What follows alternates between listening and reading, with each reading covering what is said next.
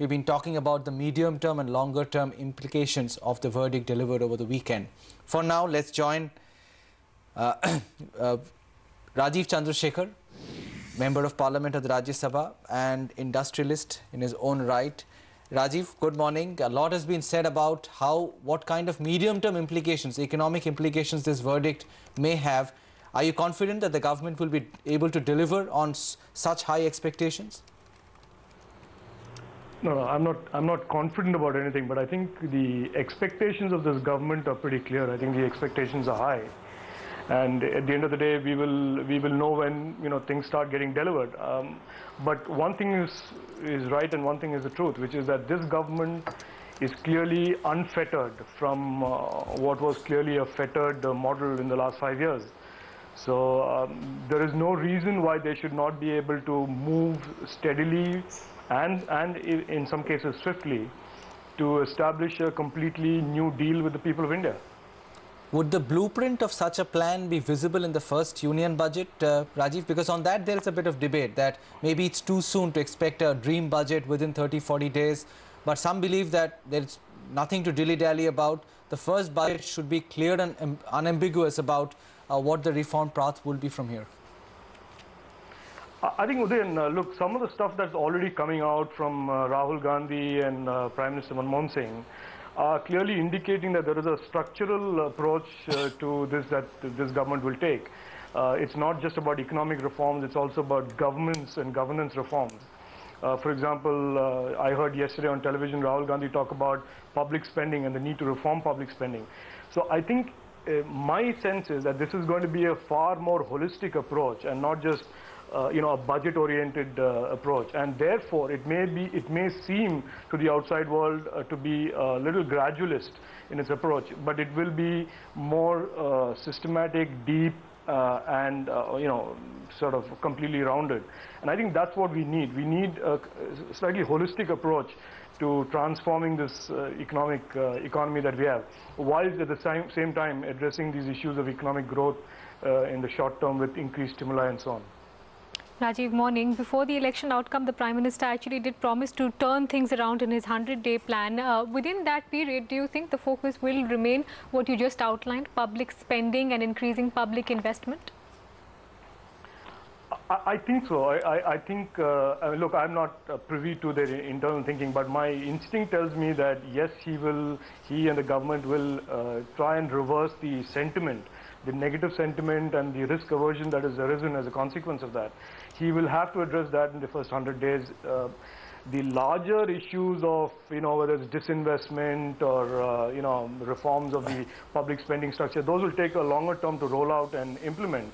But he will send out the signals, and he will need to send out the signals that this is clearly a deep, rounded off approach to transforming government, transforming and improving the economy. He will have to send that signal out in the first 100 days, but how much he will exactly execute in the 100 days, we will see. What about... We will need to be reasonable at least about that. Yes, today we are exuberant. Over the next few weeks we will have to be reasonable. What about telecom, Rajeev? What do you think will get covered there by way of ground? That should be relatively simple to do, right? Yeah, I think so. I think telecom is, it's a no-brainer. I think people need to just basically address the issue of how to auction spectrum. The whole issue of regulation of the telecom sector is what we need. And the exact competitive model that we want there to create a sustainable competitive model for consumers. So it's regulation. I think the TRA Act will need to get amended to give the regulator more teeth, more powers. We will need to create, move away from all these negotiated spectrum deals to a far more transparent and open way of auctioning spectrum, which will in turn, throw up money for the government and its fiscal situation. So the solutions are very simple. There hasn't been the political, let's say, the stomach to do it, and I suspect that this time around there will be a far more focus on transparency and doing it the right way. In terms of bridging the fiscal deficit, Rajeev, even before they can move on disinvestment, do you think the 3G auctions can happen fairly swiftly? I think, look, I mean, given that the Western economies and the appetite in the Western economies is returning, and albeit slowly and gradually, this is not a bad time to start planning the 3G auctions. Maybe for the auctions to happen in third quarter 09-10 or at least second quarter, end of second quarter. That's not a bad time for us to do it, and I think it will happen. Like I said, the issue is not so much the auction as but the model of the auction and how much money the government will realize and how transparent the process will be. The issue in telecom has always been the process. It's never been the end objective. What would industry be happier with, Rajeev? Old, time-tested finance minister like Pranab Mukherjee, or an economist technocrat like Montek Singh Ahluwalia to drive the kind of reforms that everybody is expecting? Look, I don't personally subscribe to this individual A or B kind of thing. I think what we need is big ideas. We need to demonstrate that we have the capability to come up with these new ways of looking at problems and coming up with the newer and more innovative solutions. So, I have worked with Pranab Mukherjee in the past, and I have seen that he is, while he may be an older gentleman, he is also open to new, interesting ways of looking at issues. I haven't worked that closely with Montek, so, from what I hear, he's as open to new ideas. So, I don't think it's so much about A or B as much as the government sending a signal, whether it's the finance ministry or the telecom ministry or the road ministry or the other ministries, economic ministries, that we want to look at India, with a completely new set of eyes and vision, and that's what is required. If that signal comes down from the Prime Minister, you will have all ministers really falling in line and looking at these things very, very differently.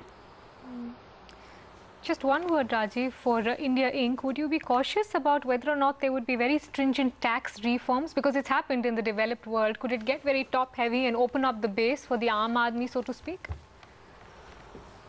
I don't know, but I know that Mr. Chidambaram and Mr. Pranab Mukherjee and the Prime Minister in their earlier avatar in the earlier government have spoken about reforming the tax code, reforming the tax structure, widening the tax base, and so on and so forth. Now, there is very little out there in the public domain in terms of what they meant by that, in terms of real tax policies and taxation approaches.